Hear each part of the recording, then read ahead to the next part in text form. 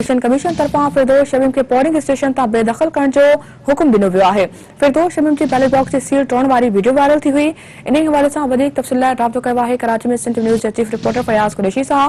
Fayaz, update करियो, फिरदौस शमीम जी ballot box जी seal तोड़ण वारी video viral थी, जंहिंखां पोइ इलेक्शन कमीशन तरफां नोटिस वरितो वियो आहे।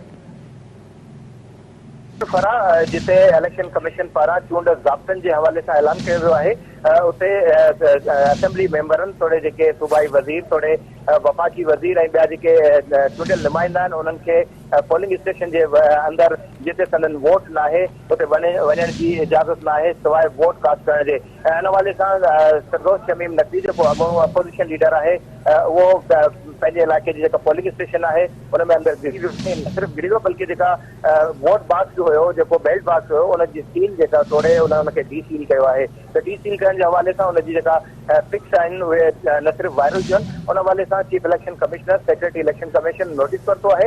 इन हवाले सां इंतज़ामी जेका कार्रवाई आहे उन हवाले सां हिदायतूं जारी कंदे चयो आहे त अहिड़े क़िस्म जी जेकॾहिं वायलेशन अगरि जेकॾहिं चूंडियल नुमाइंदा कंदा त उन्हनि खे बि इन कार्रवाई मां गुज़रणो पवंदो। इन्हनि जे ख़िलाफ़ सख़्तु कार्रवाई कई वेंदी। त चूंड ज़ाब्तनि जी ख़िलाफ़ उते इलेक्शन कमीशन पारां फिरदौस शमीम नकवी जे जेके खयल कदम आहे बैलेट बॉक्स उनखे डी सील करण जे हवाले सां उन नोटिस वरितो इन ख़िलाफ़ कार्रवाई जे हवाले सां हिदायतूं जारी करे छॾियूं आहिनि। जी फराह। ठीक है, फयाज़ कुरैशी अपडेट करण जे लाइ वॾी महिरबानी अव्हां जी।